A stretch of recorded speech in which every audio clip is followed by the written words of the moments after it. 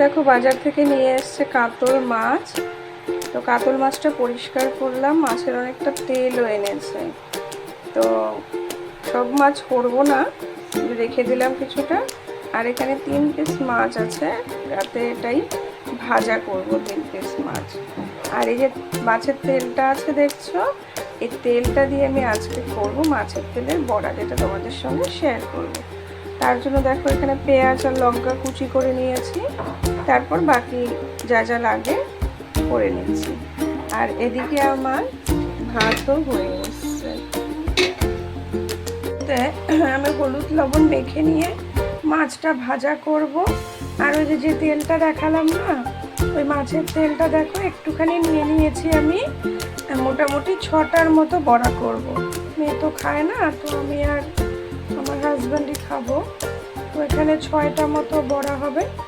আর বড়া করার জন্য যা যা লাগে যেখানে নিয়ে নিয়েছি, ময়দা নিয়েছি, একটু বেসন নিয়েছি, তাতে বেশি কিছু দেবো না, কোনো মশলাই দেবো না, দিলে পরে না ভালো হয় না, শুধু একটুখানি লবণ আর একটু হলুদ। এটা দিলে পরে তেলের যে একটা সুন্দর স্মেল থাকে সেটা পাওয়া যায়। আর এই যে পেঁয়াজগুলো যে নিয়েছি, পেঁয়াজ লঙ্কাগুলো এগুলো মিশিয়ে এর সঙ্গে মিক্স করে একটা ব্যাটার সুন্দর করে তৈরি করে নিই। চলো এটা আমি তৈরি করে নিই।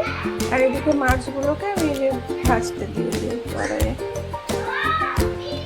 মাছগুলো আজকে রাতে আর ঝোল করবো না, ভাজাই খাবো। এই যে এরকম ব্যাটারটা হবে, খুব বেশি পাতলা হবে না, একটু ভারী হবে ব্যাটারটা।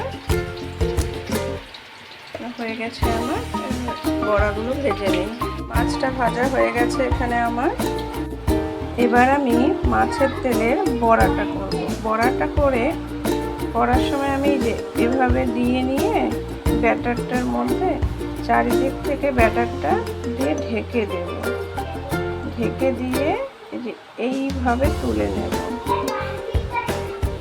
নাহলে বেরিয়ে যাবে, বেরিয়ে গেলে না তেলটা গলে যাবে।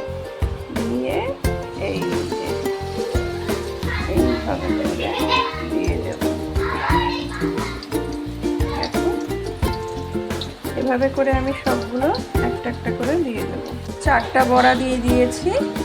এবার এগুলোকে আমি উল্টে পাল্টে নিয়ে ভাজবো।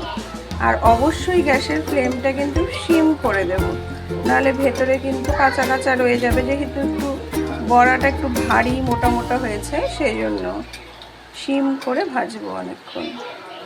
এই দেখো উল্টে দিয়েছি, এক পাশটা আমার হয়ে গেছে। সিম করে ভাজছি তো সেই জন্য সময়টা না একটু বেশি লাগে, একটু ধৈর্য ধরে ভাজতে হয়। কি করবো, এই গরমের মধ্যে চুলোর সামনে দাঁড়িয়ে থাকতেও ইচ্ছে করে না, আবার ভালো করে না করলেও হবে না। চলো এটা আমি ভাজতে থাকি, ভাজা হয়ে গেলে তারপর তোমাদের দেখাচ্ছি। এই যে দেখো মোটামুটি যখন 2 পিঠ ভাজা হয়ে যাবে না, তখন একটু হিটটা বাড়িয়ে দেবো গ্যাসে। এখন লাল লাল করে এভাবে ভেজে নেব। এই যে মাছের তেলে বড়াগুলো হয়ে গেছে সব। দেখে বলো কেমন হয়েছে, সবাই কমেন্ট করে বলো, কার কার ভালো লাগে সেটাও বলো।